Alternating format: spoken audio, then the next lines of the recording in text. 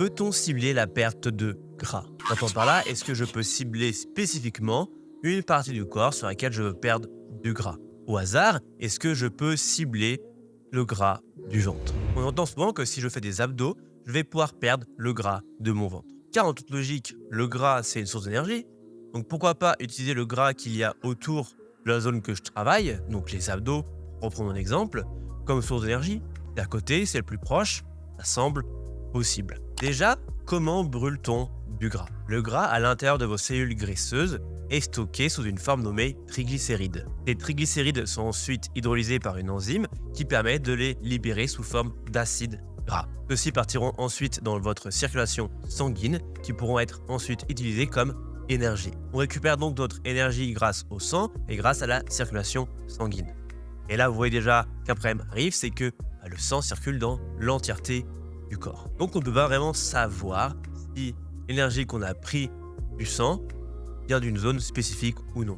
Ça pourrait, en toute logique, venir de l'ensemble du corps. Ça pourrait être par exemple du gras pris dans mes cellules graisseuses de la jambe qui sont venus m'aider, me fournir de l'énergie de mon effort quand je fais des abdos. Bien entendu, cela reste théorique, donc je vous propose de regarder les études afin de voir ce qu'il en est dans la réalité. Une première intéressante est celle-ci qui date de 2007 et qui a 104 participants, ce qui est pas mal pour une étude quand même sur le sujet. Les participants vont entraîner un bras sur deux. En gros, pendant les 12 semaines, ils vont entraîner leur bras non dominant et leur bras dominant ne sera pas entraîné. Et vous le voyez venir, à la fin des 12 semaines, on compare si le bras qu'ils ont entraîné pendant ces 3 mois a moins de masse grasse ou a perdu plus de masse grasse que l'autre bras qui n'a pas été entraîné. Le programme avait comme exercice des triceps extension au-dessus de la tête, du curl concentration, du triceps kickback, du curl debout, enfin un exercice classique.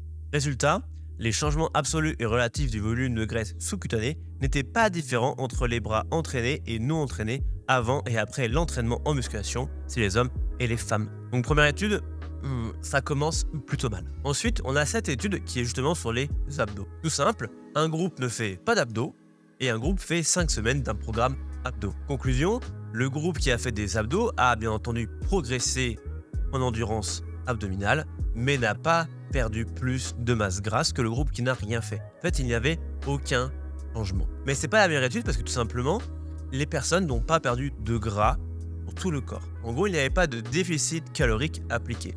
Donc quand on perd du gras localement, c'est déjà sur le corps en entier, on n'en perd pas. Donc on va chercher des études où il y avait un déficit calorique appliqué, perdre du gras, et on va regarder si un groupe qui a fait de la musculation va perdre plus de gras sur une partie du corps ciblée. Et justement, j'ai une étude comme ça. C'est le même principe que l'étude avec les bras, mais sur les jambes.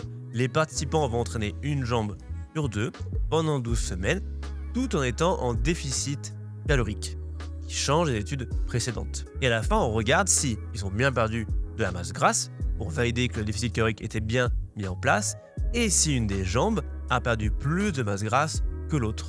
Idéalement, celle qui n'est pas entraînée devrait être plus grasse que celle qui est entraînée. Et non, les participants ont bien perdu de la masse grasse sur l'ensemble du corps, mais ils n'ont pas perdu plus de masse grasse sur la jambe entraînée que sur la jambe non entraînée. Mais attendez, c'est pas fini parce que j'en ai une dernière qui vient justement nous mettre un petit peu le doute quand même. Ici, on a 16 personnes qui vont être réparties en 2 groupes.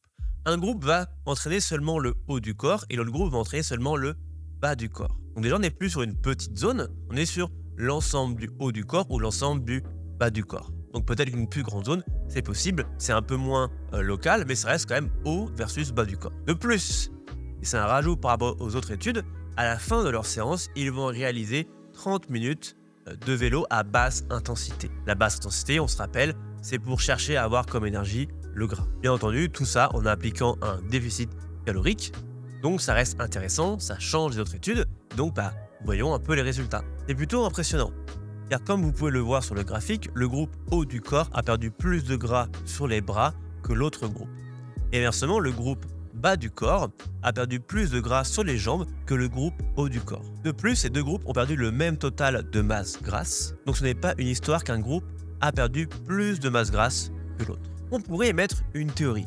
On pourrait se dire que la musculation spécifique sur une partie du corps, le haut du corps par ici par exemple, va mobiliser un peu plus les acides gras dans cette région. Bien entendu, mobiliser ne veut pas dire qu'ils vont être utilisés comme on l'a vu au début de la vidéo, ça peut venir de n'importe où dans le corps. Donc habituellement, s'ils sont mobilisés mais pas utilisés, ils reviennent entre guillemets dans les stocks et du coup, le gras dans ces zones n'a pas bougé. Mais imaginons qu'on rajoute un exercice cardio basse intensité qui est là pour rappel utiliser le gras comme source d'énergie. Peut-être, et je dis bien peut-être, que les acides gras qui sont mobilisés vont être plus facilement utilisés comme source d'énergie pour cet exercice cardio. Mais, un énorme mais, il ne s'agit que d'une étude avec un échantillon minuscule, 16 personnes c'est rien, avec des outils de mesure loin d'être idéaux, et la marge d'erreur du coup est énorme. Les résultats peuvent être très bien faux pour les 16 personnes, statistiquement c'est possible.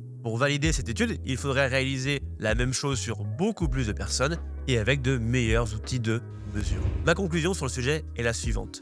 Nous ne savons pas encore comment faire pour cibler la perte de gras local. Ce n'est peut-être même pas possible tout court, et pour le moment, on est plus sur ce terrain-là, ce n'est pas possible. Cependant, je pense qu'on peut quand même laisser la porte ouverte à de futurs changements sur le sujet au vu de la dernière étude. Mais rappelez-vous bien qu'une étude ne veut absolument rien dire. Une étude n'est pas un consensus scientifique sur le sujet. Donc pour le moment, non, ce n'est pas possible, mais peut-être qu'un jour, on trouvera un moyen de le faire. Si cette vidéo t'a été utile, n'hésite pas à t'abonner et moi je vous dis à plus la team.